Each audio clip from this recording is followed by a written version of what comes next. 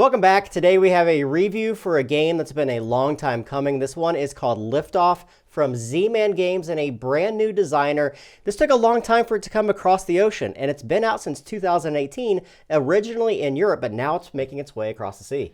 Yeah, this is a 2 to 4 player game that has some drafting. In fact, an interesting twist on some drafting. It's also got some engine building here where you're basically building up a rocket program to go into space, and there's a lot of different variables you have to consider. Yeah, so this takes place during the 1950s, during the notorious space race, and each of us are representing a different faction trying to ship missions into space. And these mission cards, which come in levels from 1 to 4, will be grounded when any time that you collect them, and your goal is to deliver them into space by using your rocket. Now, the game is going to take place in 8 different rounds that are broken up into 2 different phases. You have Phase 1, which incorporates the first 4 rounds of the game, and then Phase 2, which incorporates the last 4 rounds of the game. Yeah, and these phases have some impact on the game in some ways you might not consider. First off, there's going to be things you can do and can't do in Phase 1, and then you're actually going to put this tile out that's going to replace things to allow you to send bigger missions, heavier payloads into space. Not only that, but your rockets are going to change depending on what phase you're in. You're going to be able to upgrade these rockets. They're going to give you points when you send missions into space, depending on what phase you're in. There are 4 different resources in the game, which are represented by cards. Those resources are fuel, energy, supplies, and then a little more difficult to gain resource, which is food. These resources are going to slot on the right-hand side of your player board, and you're going to be collecting these through very specific actions in the game, and you're going to need those in order to launch these missions, and that is denoted by this track that you see here. These are just thresholds that you have to have. So in order to launch a mission that is level 1, you're going to need one of those colors. But as you progress through the game, to launch some of the more difficult ones, you're going to need a combination of those particular resources off to the side of your player board. Yeah, and speaking of those player boards, there's a few things that's going to be covered on these things. Right here across the bottom is going to be your income. That's going to be something you're going to be taking at the beginning of each round. Then you've got your tonnage. This is how much you can take up into space. All these missions that Jeremy just mentioned are going to have a weight associated with them. 1 ton, 2 tons, up to 3 or 4. That's going to come into play right there. You're going to want to increase throughout the game. Then over here, you're going to have the cost of your launches. When you launch, everyone at the beginning of the game is going to start at 5. It's going to cost $5 to launch any one rocket into space. You're going to be able to reduce this, and you're going to be able to increase it at times, and you have to do that in order to sort of advance in the game. Each player will begin the game with $1 million, which are represented by the cash that you see here. Also, they're going to start with a basic rocket. The rocket is going to denote where you're going to start on each of the tracks that David talked about.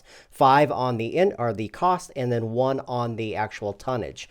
And those are going to be slotted together as you see here. However, there are times in the game when you can increase both the capacity of your rocket and the propulsion of your rocket, making things cheaper and your ability to create more missions and take them into space.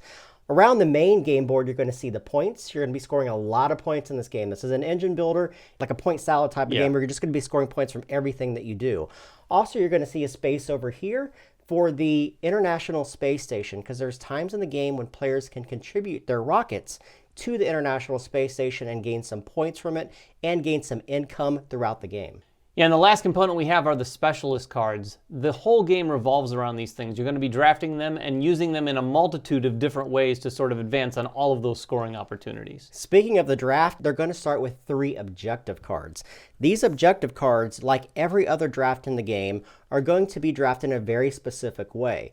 Each player are dealt 3 of these randomly, and they're going to choose one of these cards and pass the other 2 cards to the player on their left. When they receive those 2 new cards, they can actually pick up the first card they drafted, add it to their hand, but this time they're choosing 2 cards.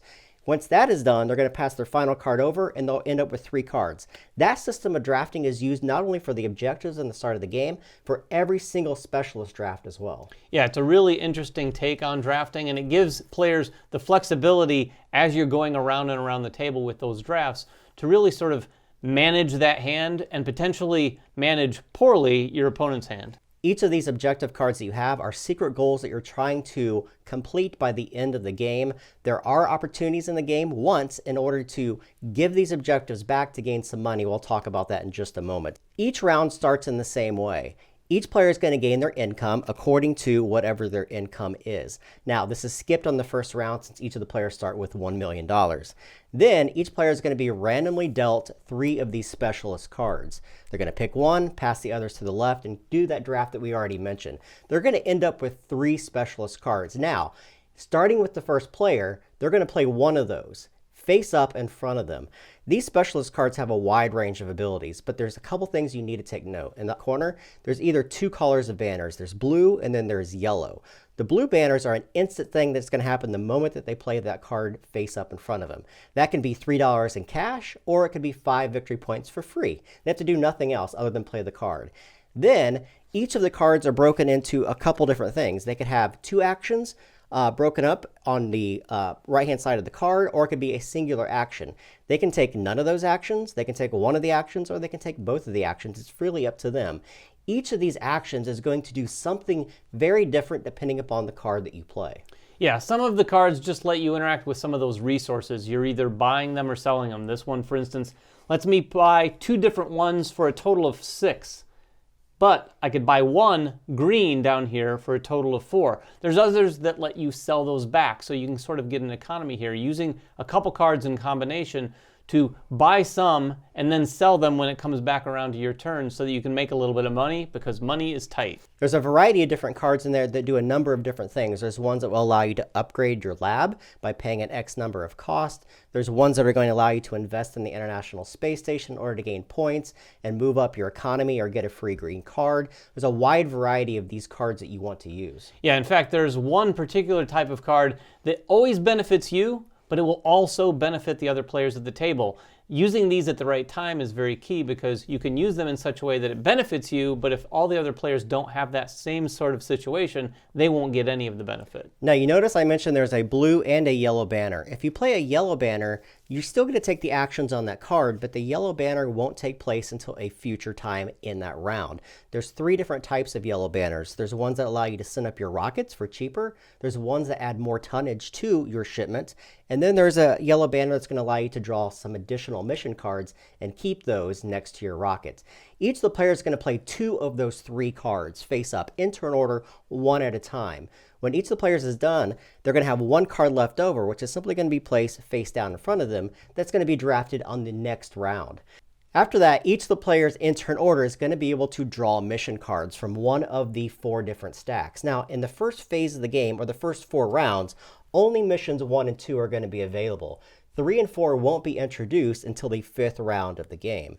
So when you take these cards, you're going to take an X number of them and keep one of them from one of the stacks. You're either choosing the first stack or the second stack. Now, as we said, there are some modifiers to those. If I have this card, it allows me to draw 4 cards and keep 2 of those. And what you're doing with these mission cards is you're wanting to put them face up next to the bottom of your rocket. These are all grounded missions that you're going to want to launch sometime either in that round or in future rounds. Each of these mission cards has a lot of requirements that we'll talk about on how you get to launch them, but they're all going to give you some kind of victory points and maybe some rewards from sending them up into space. Yeah, once all of the players have taken their mission cards, then you're going to move on to potentially launching those missions into space. There is a checklist that you need to go through to make sure you can do this. You're going to have to look at the tonnage and compare that to the missions that you're sending up into space. You're going to have to look at how many launches you have. Some of the cards are going to have additional little rocket icons on them that give you not only additional launches, but possibly ones at a deep discount. You also have to make sure that you have the required number of resources to the right of your player board. You never have to spend those resources. You just have to meet the threshold of that particular mission. The final thing you have to check is even if you have a lab that is high enough in order to launch that. I have a level 1 and I have a level 1, but I could not launch a level 2 until I upgraded my lab. The final thing is you have to pay for the mission. Each of these missions is going to have a cost, and that is always for each rocket that you launch. You can launch as many rockets as you have rocket symbols. Each lab provides 1 rocket, and some of the cards are going to provide you additional rockets, and they all will cost whatever your rocket is at that time. In this case, it is 5. So each one that I launch is going to cost me 5. If I can't pay for it, I can't launch.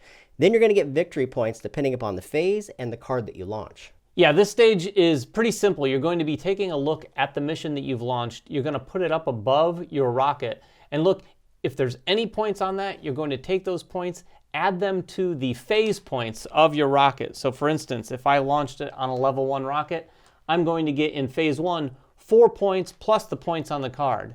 Then finally, you're going to want to take a look at the card to see if it has any immediate effect that you want to take advantage of. Yeah, each of these mission cards may or may not have effects. Sometimes they'll give you more resources to place on your right side, upgrade labs for free, maybe give you some kind of upgrade to your rocket. You just need to pay attention to those and launch the right ones at the right time. Each player is able to launch up to 3 rockets if they have the rockets in front of them. Then each player is going to discard the specialist cards that were used that round, and you're going to pass the first player token over to the next player on your left, and you're going to do that process 3 more times until you get to phase number 2. And you'll know you're there because you've gone through all the specialist cards.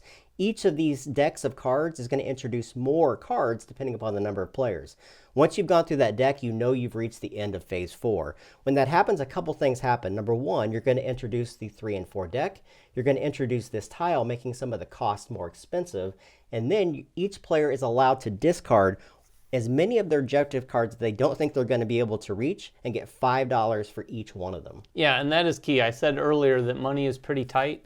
I can tell you when you play this game, you are most likely going to ditch at least one of those objective cards. You're going to do this for 8 rounds, and at the end of the game, you're going to get victory points for wherever you ended up on those areas. You're going to get 3 victory points for every one of your food cards that you have, 1 victory point for every $5 you have left over, and then any of the bonus objectives that you were able to meet, you're going to add those points, and that's the end of the game.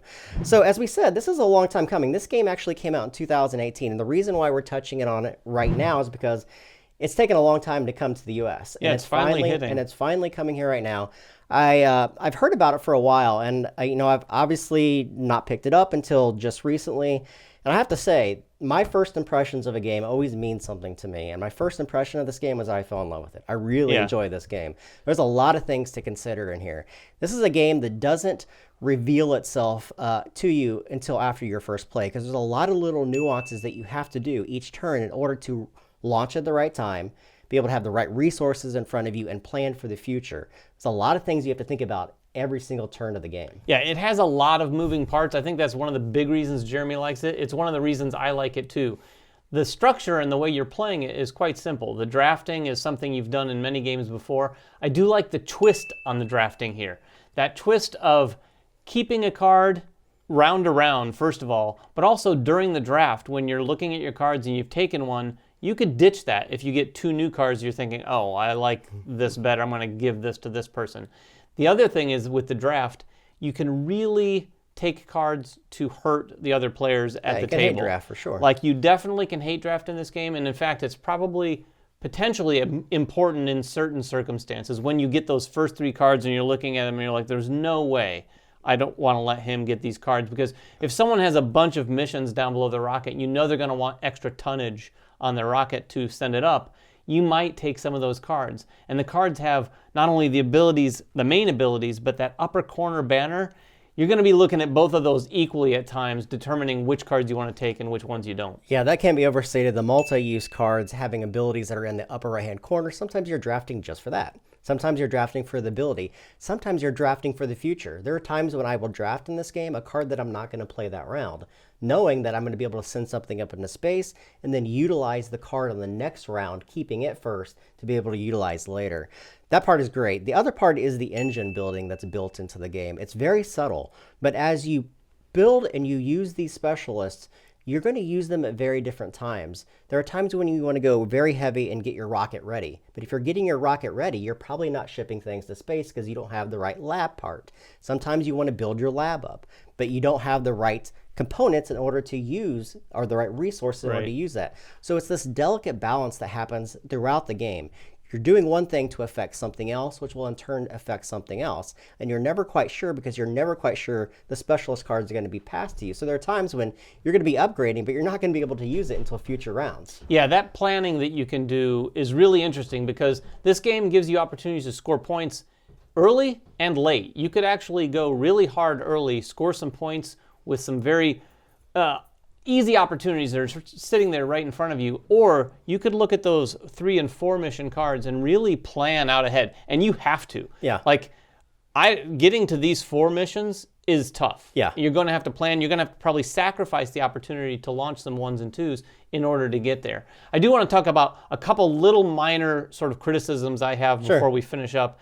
One, I think some newer players, some people who aren't as enthusiasts, could potentially find this a little bit fiddly in a couple different ways. There's a lot of stuff on the table. There's a lot of things that you have to sort of manage, a lot of little moving parts. That's not a real big deal, but it can be a little sort of physically fiddly. And the other thing is that checklist that I mentioned earlier. It's a fairly straightforward checklist, and you can go down it and figure out what exactly you need, but you better be doing that before you take your mission cards and do all your drafting, because you might find yourself, if you haven't thought through all that, with a couple missions that you're not able to send into space because you didn't realize, oh, I didn't have enough tonnage, or I didn't have enough money, or you have to really balance a lot of different things to make sure you can get those things into space. And I think that probably could have helped with a player aid. There's not an inherent player aid or a player card that walks you through all the different things that you need. But it does become apparent after your first play. You're going to know you have to have a rocket ship that has the right tonnage. You have to have the right amount of money. You have to have the right resource. You have to have the right lab. Those are the 4 main things you have to consider. And as you play the game, you're going to quickly realize that. I don't honestly have many negative things to say. I'm going to jump right back real quick into my other positive. This game is very much a point salad. And it is a game that has a really fun feedback loop. Like, you're doing something and you're gaining a lot of points for it.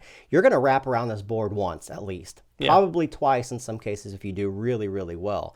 And that is super satisfying for me, is that you're scoring for a wide variety of areas. If you have a crap hand of cards, just do International Space Station. If you have a lot of things launched, you can get a lot of points for that. Launch the right type of card. Sometimes you don't want a card that launches that gives you an ability, but points. Upgrade your lab really quickly. You can go all the way to level 4 and maybe the first couple rounds of the game, and you get a lot more points from launching, but you're still launching level 1. So there's this tug and pull that happens throughout the entire game of trying to figure out what to do at the right time and getting points for everything that you do. Yeah, there is a ton of strategy here. We didn't even scratch the surface of all the different places you need to scour for your points. We touched on the space station a little, but we didn't even know. This is one of the places when you go there, you're going to score some points, yes, but almost as importantly, you're going to increase your income there. That's one of the few places you can do that. And getting that income up is key. The balance between the income and the cost of your launches is something you definitely need to try to manage. So that is Liftoff. It is from Z-Man Games. Please do not overlook this one. I know it's been a long time coming. It's been out in Europe for over a year. I think people are probably going to forget about it since it's been out for so long, but make sure you guys at least give it a shot. It's a very fun, very rewarding game from Z-Man. If you have any questions, make them in the comments below. Subscribe to us. Follow us on Twitter, like us on Facebook, and everything else that we do, and we will catch you guys next time. Bye-bye.